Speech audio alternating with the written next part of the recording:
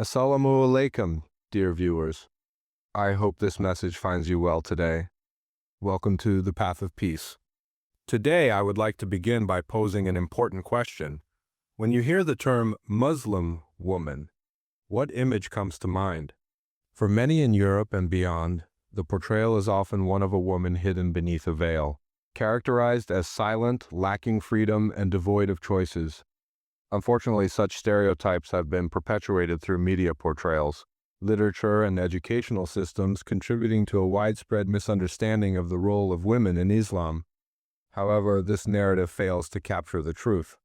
From its inception, Islam was a liberating force for women, aiming to free them from the shackles of ignorance, injustice, and abuse. Today, inshallah, God willing, we will work together to dispel these misconceptions using authentic references from the Quran and Hadith, revealing how Islam granted women dignity and rights at a time when the broader world often overlooked them. Before the advent of Islam, the situation of women across the globe was grim. For instance, in ancient Greece, women were regarded as inferior and often excluded from many societal rights. In the Roman Empire, they were treated as property owned by men. In India, horrific practices such as sati forced widows to end their lives on their husbands' funeral pyres. Perhaps most disturbingly, the Quran itself recounts a grim truth from pre-Islamic Arabia where baby girls were buried alive due to societal shame, as highlighted in Surah At-Taqwir 81-8-9, when the female infant buried alive is asked for what sin she was killed. In this oppressive climate, Islam emerged with a transformative message of justice and mercy.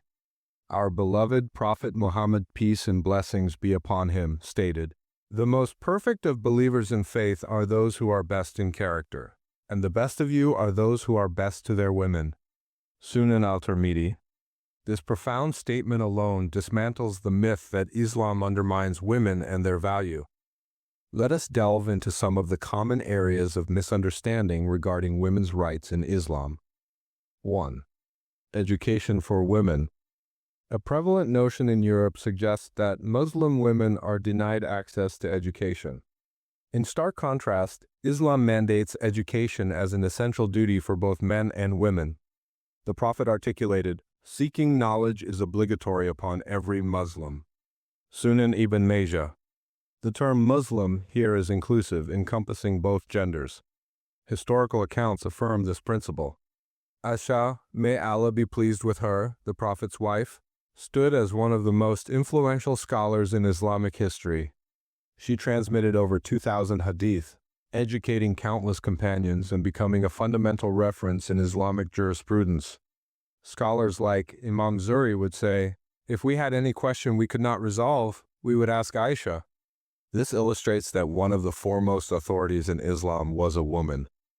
Similarly, Fatima al-Fihri, a groundbreaking Muslim woman, founded the world's first university, the University of Al-Qarawiyyin in Morocco, in the year 859. This institution is recognized by UNESCO and historians as the oldest continual university in existence.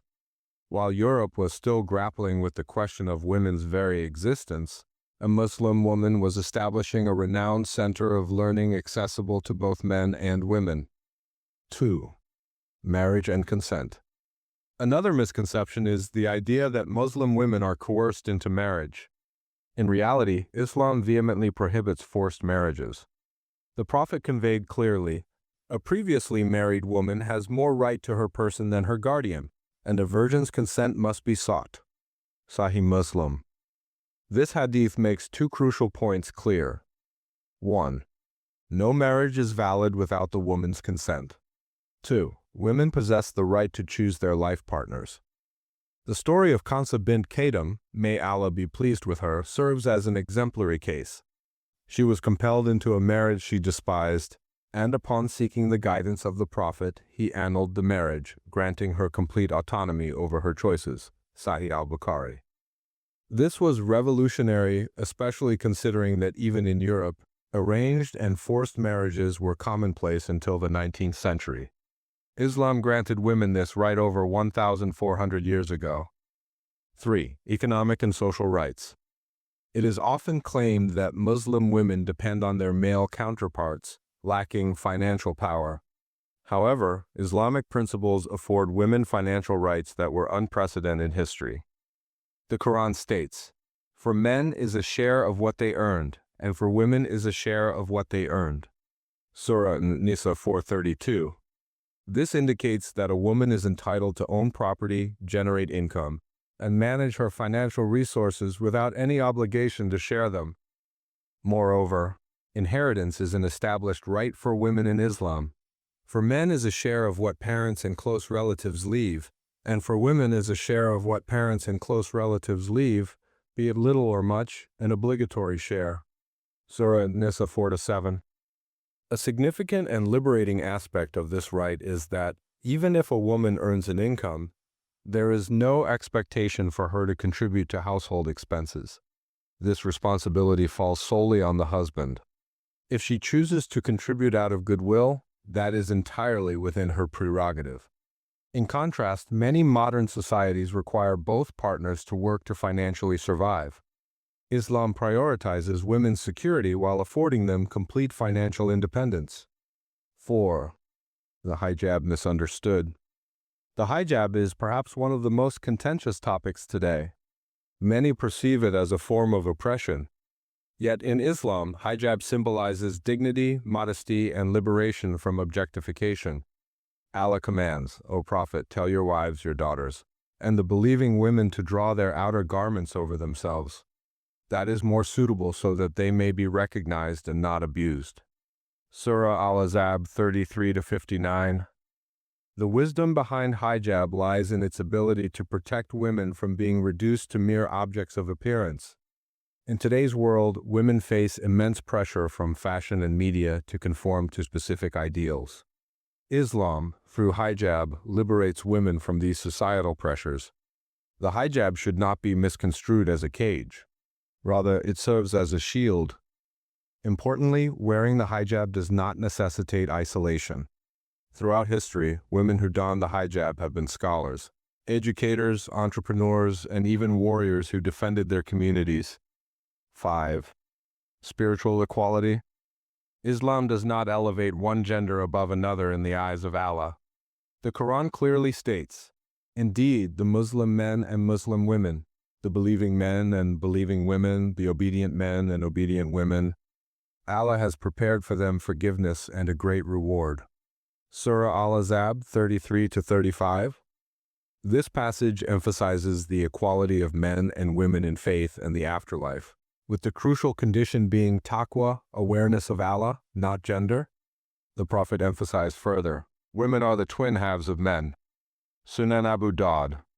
In matters of spirituality, morality, and human dignity, women and men stand on equal footing. 6. Examples from the Sahabiyat, female companions. The companions of the Prophet exemplify the esteemed status of women in Islam.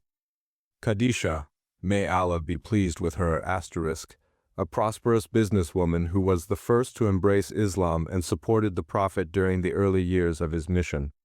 Salama, may Allah be pleased with her, a wise and beloved companion. Her counsel during the Treaty of Hudaybiyah proved invaluable. Nusayba bint Kab, may Allah be pleased with her, known as the Shield of the Prophet. She displayed exceptional bravery on the battlefield, often defending the Prophet and sustaining injuries in the process. These remarkable women exemplify the vibrancy, strength, and respect afforded to women in the fold of Islam. 7. Modern comparisons. It's vital for our European audience to contextualize these discussions.